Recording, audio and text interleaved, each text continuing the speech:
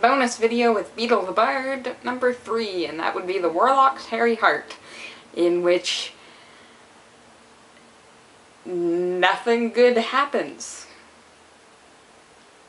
And oddly enough, also the one that we are not using the term wizard to describe the magical gentleman. Wonder if that's connected. This story is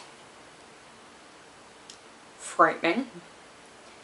On the surface, again, it's part of that warning to children to stay away from the dark arts, stay away from the dangerous things, and not to chop yourself into little pieces.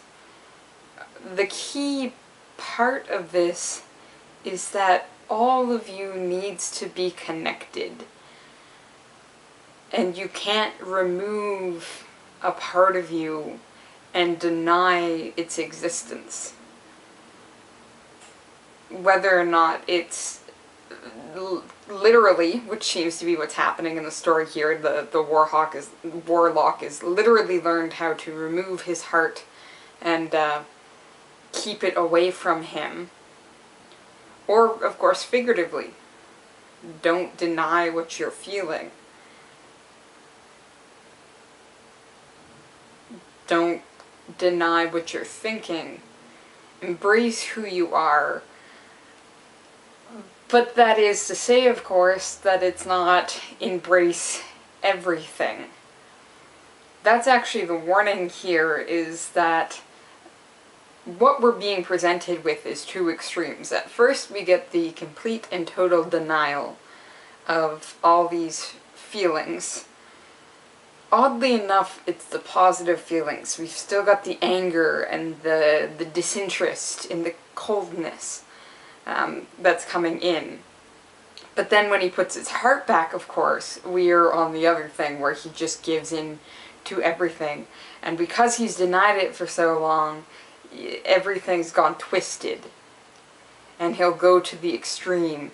He's convinced he wants love, but he doesn't want sort of the silly emotions to go with it. And then he puts his heart back and he wants literally this woman's heart. It's not a balanced thing we're being shown.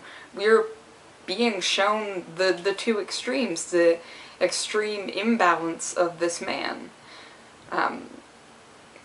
And his hairy heart. So how do we actually respond to a story like this? Well, I think the key thing is not to be afraid of being silly, or being perceived as being silly. It is those moments that I think are going to save us from this point. I think if you take yourself too seriously, that is the hair growing on your heart. Where everything must be completely held and structured together.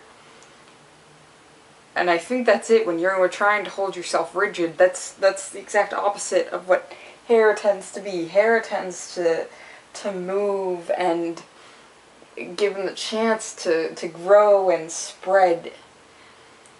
So what we're actually having is a man who's held him so rigidly that at his core, he hasn't held what's important to hold rigidly and let the other stuff go.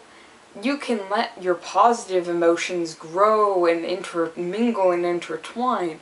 What you need to hold yourself rigidly on, but not so rigidly that you're locking it away from yourself, is the negative emotions. You need to be careful about your anger, and about your hatred, and about your perverse desires. These are the things we need to watch. And the moment you're trying to guard against things like being silly, falling in love, mourning the loss of somebody, the things that, like the tears in the Fountain of Good Fortune, the things that you need to have a chance to express, If you're guarding against that, what you're guarding against is the things that moderate our additional emotions. Things like anger or hatred are actually, they're secondary emotions. You're sad or you're hurt before you ever get to that point. So to separate them means that you end up having no control over all of these terrifying aspects of yourself. You become the monster. My monstrosity lessons are coming in. You become really the monster that stands at that gate of difference. Because people look at you and say, okay, I don't want to be him. Like the maiden looks at him and says, I don't want to be with you. I don't want to be you. So I'm going to go this way. But that's the interesting thing, is a monster not only acts as a thing that you fear, but in a way it is what we desire. Our warlock's hairy heart is his monster. It's the thing that he is scared of being, but looks at everybody else and says in some way that it's what he wants. When he listens to them say, oh, I don't know how he can get a wife, suddenly that's a desire to have the things that would achieve that goal.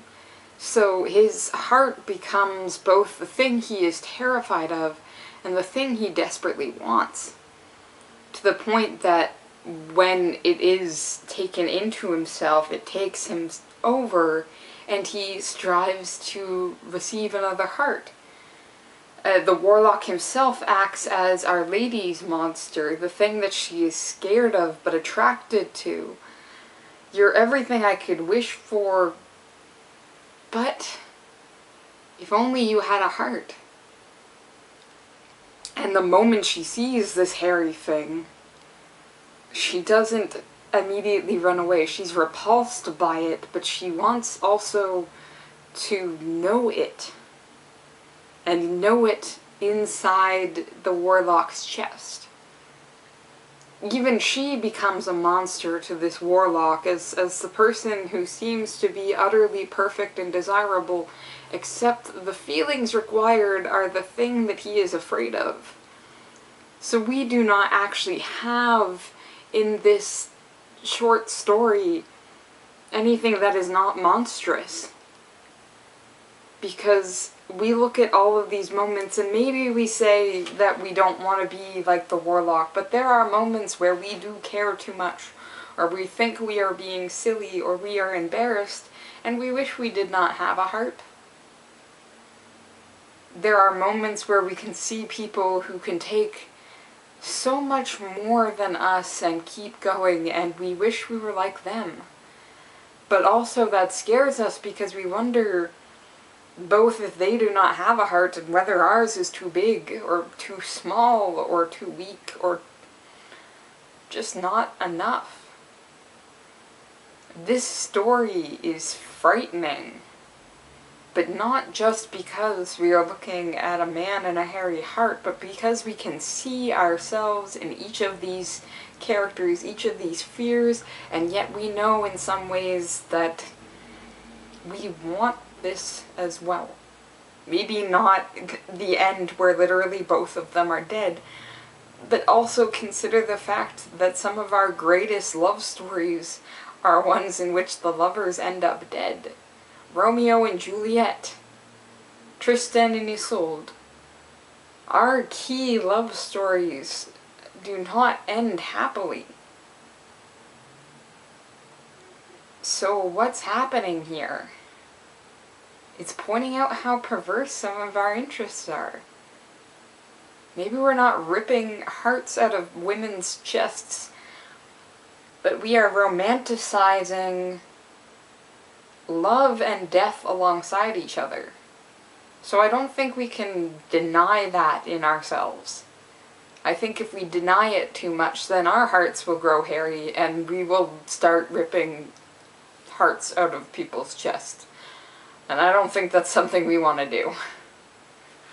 On to Albus Dumbledore's notes. Okay, Dumbledore's notes. Sort of going along the same track that I have been doing.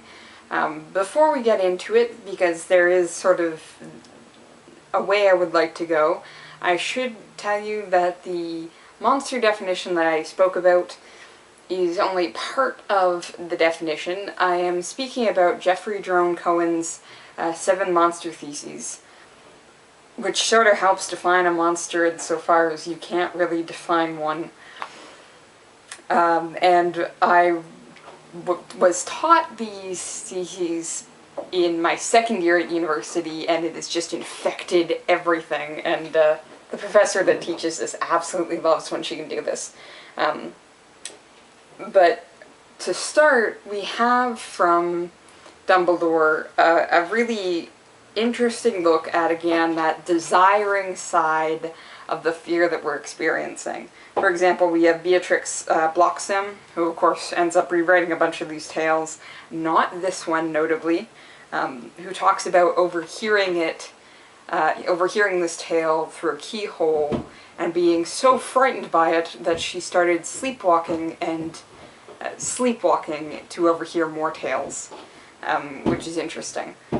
We have things like the interest in love potions and a brief discussion of Horcruxes, actually to be noted here. Though the note with the Horcruxes is, of course, that it's a terrible thing and it goes against the fundamental laws of magic, which is the note we have is tamper with the deepest mysteries, the source of life, the essence of the self, only if prepared for consequences of the most extreme and dangerous kind. So we do have this desire that is going along with the fear. Beatrix says she's scared of this story, but at the same time she's interested in hearing more. We're scared of love, but we also want it, and we're scared of dying, but we're also scared of screwing with things like the soul, but we'll do that because we don't want to die. Moments like that really speak to this question of fear and desire that's going along with the monstrous here. The other theses I wish to speak about is actually Cohen's last thesis, and that would be the monster stands at the threshold of becoming. That is, the monster stands at that point between what is and what could possibly be. And that is frightening, because it becomes this question of what could possibly be, should it not be, how do we get to decide these things? And that's why the monster's there, because the monster has to stand as a warning to say, you are getting close to a point, and you might not want to go beyond it. Reading something like this tells me I don't want to cut my own heart out. Reading something like what Voldemort becomes tells me I don't want to create a Horcrux. We might be scared of things like death, but I think in presenting these alternatives, we have these monsters standing there going, go beyond this line and I am what you become. And that becomes a warning to us that maybe we don't want to do this. And that's happening here. Dumbledore is very much laying out the things that maybe we don't necessarily think of in these moments. Maybe we don't think of love potions in the same way as cutting our own hearts out. But Dumbledore is very much saying, no, there's direct connections to it. Maybe Beatrix rewriting a bunch of these tales doesn't seem like cutting our own hearts out. But actually, there is a connection. Again, if we're afraid of something and we lock it away, that just makes it more twisted when we do find it. So teach your kids these stories and not these happy-go-lucky ones. And maybe when they get older and they're faced with problems, those problems don't twist them. They'll be resilient, they'll be able to bounce back and survive these things. And the Horcruxes is just a warning on its own. Dumbledore is actually very intelligent about this, because he takes a story that maybe we're not always going to immediately apply to things that we do and say, actually, yeah, maybe us denying that we get jealous is us cutting our hearts out. And that jealousy is only going to get twisted if we don't recognize it's there. we need to be careful about what we're denying in ourselves.